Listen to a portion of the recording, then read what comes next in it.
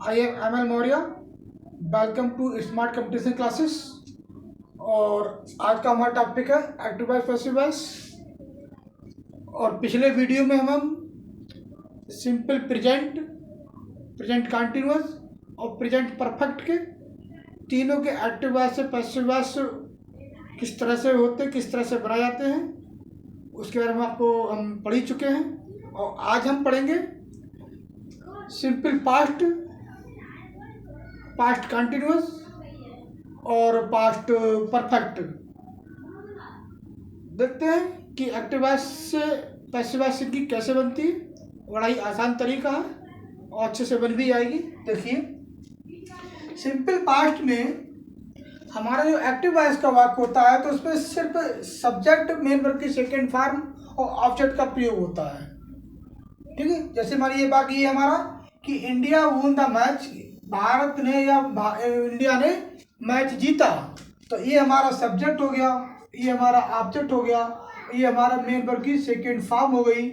ठीक है, ये हमारा इसका एक्टिव वॉइस का हो गया। अगर हम इसे पैसिव में कन्वर्ट करते हैं यानी पैसिव में चेंज करते हैं तो हम आपको ये बता ही चुके हैं कि एक्टिव वॉइस के सब्जेक्ट को पैसिव वॉइस का ऑब्जेक्ट बना देते हैं और पैसिव एक्टिव वॉइस के ऑब्जेक्ट को पैसिव वॉइस का सब्जेक्ट बना देते हैं। ये हम सब पहले जान ही चुके हैं, ज़्यादा बताने की जरूरत भी नहीं है।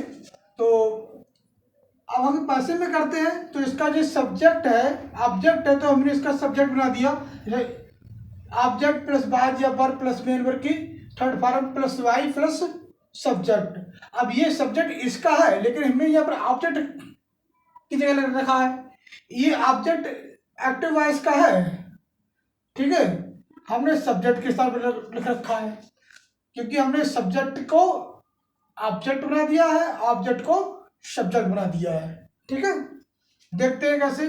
तो इसका हमारा ऑब्जेक्ट क्या है, द मैच, तो हमने द मैच कर दिया। इसके बाद में बाज या बर, तो एक वचन है तो हमने बाज कर दिया। उसका बाद थर्ड फॉर्म है तो बून, दोनों एक ही सी फॉर्म होती है, सेकंड थर्ड बून। अब ये हमने पहले ही आपको बता चुके हैं कि एक्टिव वॉइस के सब्जेक्ट को पैसिव वॉइस का ऑब्जेक्ट बनाते हैं तो उससे पहले हम बाय का प्रयोग करते हैं। तो हमने इससे पहले बाय लगा दिया इंडिया, तो क्या हुआ, the match was won by India, mean की मैच जो है भारत के द्वारा जीता गया या इंडिया के द्वारा जीता गया। ठीक है, नेक्स्ट देखते हैं पास्ट कंटिन्यूअस। पास्ट कंटिन्यूअस में subject plus helping verb plus main verb की फर्स्ट फॉर्म प्लस आईएनजी का प्रयोग करते हैं प्लस ऑब्जेक्ट। और इसी को अगर हम पैसिव में बनाते हैं तो कुछ भी नहीं करना होता, बाकी तो नियम वैसे ही करते हैं। सब्जेक्ट का ऑब्जेक्ट, ऑब्जेक्ट का सब्जेक्ट और हेल्पिंग वर्ब के बाद में बीइंग का प्रयोग और कर देते हैं। और थर्ड फॉर्म को तो आपको मालूम ही है कि थर्ड फॉर्म का प्रयोग करते हैं पैसिव में, है ना। देखते हैं, एक उदाहरण द्वारा समझते हैं। देखिए, मोहन वाज टीचिंग गीता, कि मोहन गीता को पढ़ा रहा है। अब इसे पैसिव में कैसे बनाएंगे, तो गीता यहाँ पर क्या हुआ, ऑब्जेक्ट हुआ, मोहन यहाँ क्या हुआ, सब्जेक्ट हुआ, ये हमारी क्या हेल्पिंग वर्ब हुई, और ये हमारी क्या मेन वर्ब हो गई, है ना। इसमें आईएनजी लगी हुई। तो हम पहले ही आपको पता ही है, हमने इसके ऑब्जेक्ट को हमने सब्जेक्ट बना दिया। जब एक वचन है तो हमने बाद लगा दी और हेल्पिंग वर्ब के बाद में नियमानुसार बीइंग है तो हमने बीइंग का प्रयोग कर दिया। यहाँ पर फर्स्ट फॉर्म का प्रयोग था या थर्ड फॉर्म का प्रयोग, तो हमने टॉट लगा दिया। अब जब सब्जेक्ट का ऑब्जेक्ट बनाते हैं उससे पहले बाय लगाते हैं, हमने बाय लगा दी मोहन, है ना। तो क्या होगा, Geeta was being taught by Mohan, कि गीता को मोहन के द्वारा पढ़ाया गया। ठीक है, अगला देखते हैं पास्ट परफेक्ट।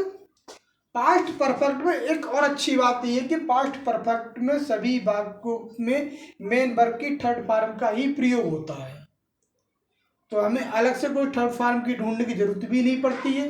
बाकी हमें पता ही है कि ऑब्जेक्ट का इसका जो एक्टिव का उसका ऑब्जेक्ट होता है उसका हम सब्जेक्ट बना देते हैं। जैसे मान ली हमने ये ऑब्जेक्ट था, हमने यहाँ पर लिख दिया, जबकि ये सब्जेक्ट होना है क्योंकि इसका पैसिव वॉइस का सब्जेक्ट हुआ ये हमारा सब्जेक्ट है तो हमने इसको ऑब्जेक्ट बना दिया जो पैसिव का ऑब्जेक्ट होना चाहिए, है ना। इसमें होता क्या है, एक हेल्पिंग वर्ब के बाद में बीन शब्द और जुड़ जाता है। देखिए हेड इसमें भी है, हेड इसमें भी है, जो तुम पहले चेंज कर चुके हैं। फिर इसको इधर कर दिया, इसको इधर कर दिया, और बीन हमने और जोड़ दिया। मेन वर्ब थर्ड फॉर्म की आपको बारे में मालूम है, पैसिव में सभी में थर्ड फॉर्म का प्रयोग ही होता है। ठीक है, अब एक उदाहरण के द्वारा समझ लेते हैं। देखिए राम हैड फोन्ड हर, कि राम ने उसे फोन किया, और उसे हर है तो साथ कोई लड़की होगी या कोई औरत होगी, कोई लेडीज होगी। ठीक है, तो राम ने उसे फोन किया। अब हम पैसे बनाएंगे तो जब हर है तो इसको क्या करेंगे, हम सी में चेंज कर देंगे। ये हमारा सब्जेक्ट हो गया, ये हमारा ऑब्जेक्ट था, हमने सब्जेक्ट कर दिया। ये हमारा सब्जेक्ट है, इसको हमने अपडेट कर दिया, इससे पहले हमने बाय लगा दी। अब हेड है तो हेड तो रहेगा ही, उसके बाद में बीन का प्रयोग कर दिया। Phone second form third form है ही, तो ये भी थर्ड फॉर्म में ही तो होगी, हमें ऐसा की जरूरत नहीं है। तो क्या हो जाएगा, she had been phoned Ram, Ram के द्वारा, उसने राम के द्वारा फोन किया, उसे राम के द्वारा फोन किया गया, मतलब उसे राम के द्वारा फोन किया गया। तो आज का हमारा टॉपिक यहीं समाप्त होता है, और हम आशा करते हैं कि आपको समझ में आ गया हो। अगर समझ में आ गया हो तो हमारे चैनल को सब्सक्राइब करें, लाइक करें, शेयर करें। Thank you.